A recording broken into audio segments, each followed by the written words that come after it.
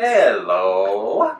This is the 14th Academy Awards, 1942, and we are Oscar Wilde, Laura and Shannon's excellent Oscar adventure. We had a hard time with the movie this time. We started with, we were all excited. Well, Shannon I was excited.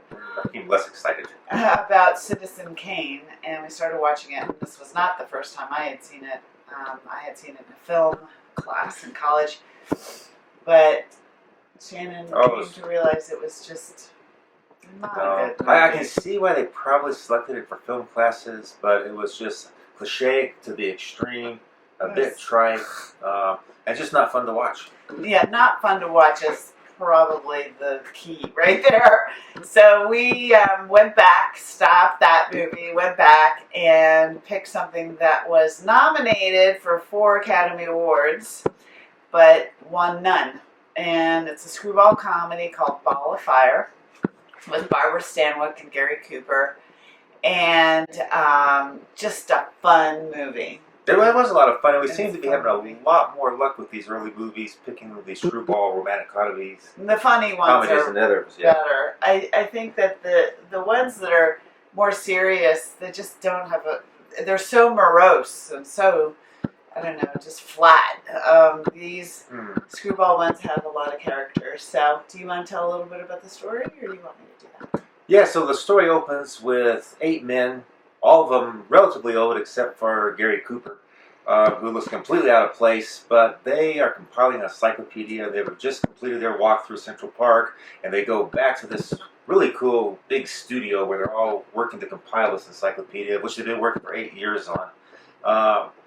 And so at some point, Gary Cooper's character, Bertram, realizes he is completely out of touch with the contemporary slang. And since he's a grammarian, and he's writing that part of the encyclopedia, he is very, very distraught and decides he needs to hit the streets and learn what slang looks like in 1941 and 1942.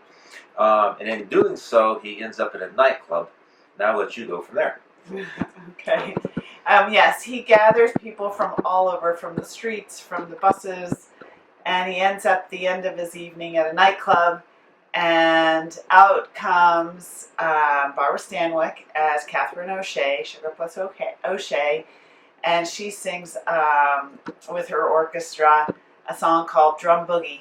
And it's a jazz song, and the actual drummer for Drum Boogie, which was very famous, actually continues to be, Gary Cooper, actually was the drummer and he played live. The whole thing was done live, except that her voice was, it wasn't her voice, it was somebody else's voice. But what a fantastic scene. They did a fantastic job with the performance, and then she brought the whole crowd into a little table, and Gary Cooper came and played the whole drum solo with matchsticks on a matchbox. It was great. And of course they were up for an Academy Award for music, for that film. But of course afterwards he goes to her dressing room. Bertram goes to her dressing room to ask her to be part of this study that he's doing for slang, because she definitely threw out a ton of slang. And this whole movie was very slangy. Yeah, I think they hit every possible slang word known during that time, which was kind of fun to see. Yeah, because it's a lot different than slang now. Yeah, and she flatly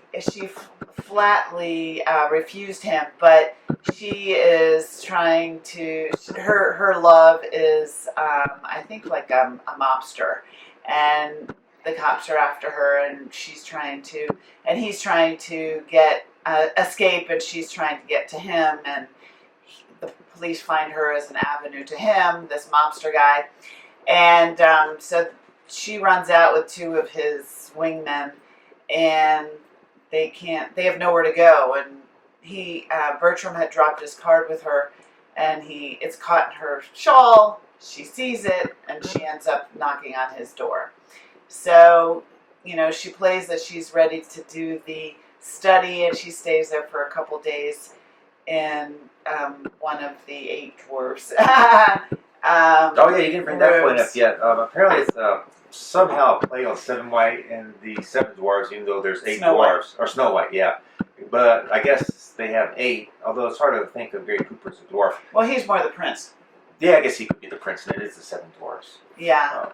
So it is a play on Snow White and the 7 Dwarfs. But anyway, so she gets to know the professors, and they come to love her very much. It was so cute. There was one that was silly, and one that was kind of, I don't know, thoughtful, and one that was the scientist. Nobody that was dumb though. No. But really adorable. And they really loved her, and she taught them how to do some dances. And anyway, but of course not the maid, she wasn't really a maid. She's like She's the housekeeper, caretaker, right? She didn't like feeder. her. More of a, yeah. But anyway, so, so then the mobster somehow gets away, and he gets a hold of her, I guess because the 2 wingmen knew that she was there. And she was ready to leave. She really wanted to get out of there. She wanted to get back to her mobster guy. But she came to care about everybody very, very much. And she wanted to stay longer, so she pretended that she was in love with Bertram.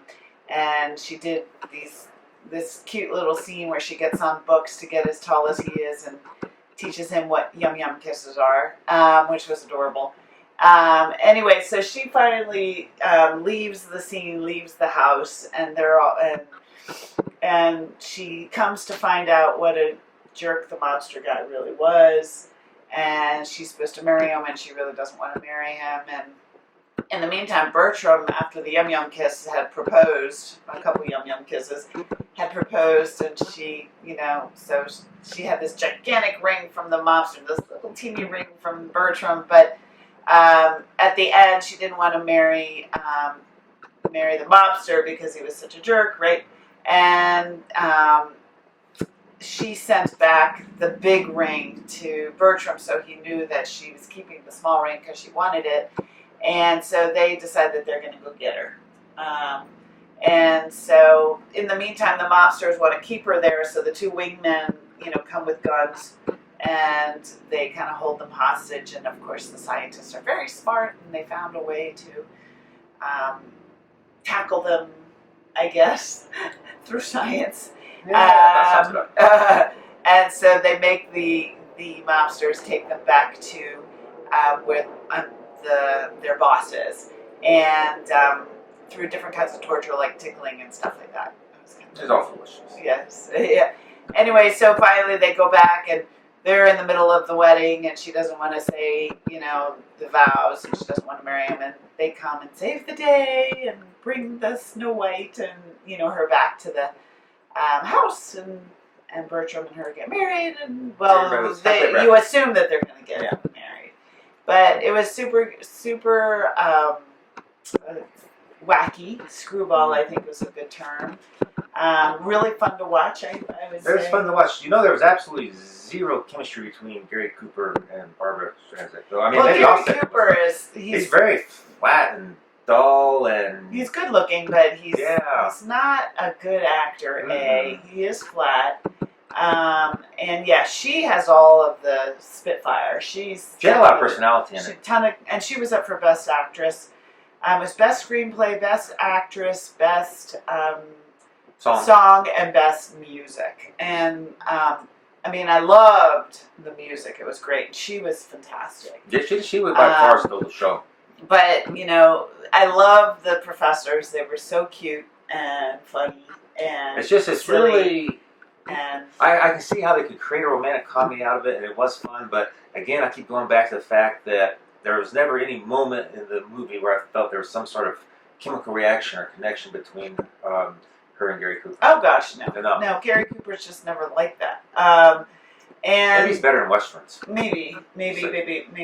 But this movie, first off, Gary Cooper, the drummer, it's one of the very few movies where a musical performance was actually performed live. So all of his drumming was live and ad hoc, and all the horns were live. Everything was live. The piano was live. That was very cool to see, because he was Wow, he was going for it. And apparently, Lucille Ball was going to be cast prior to her, and then two other famous actresses. I'm not remembering who, but Gary Cooper actually wanted Barbara Stanwyck, and I think that was a really good choice.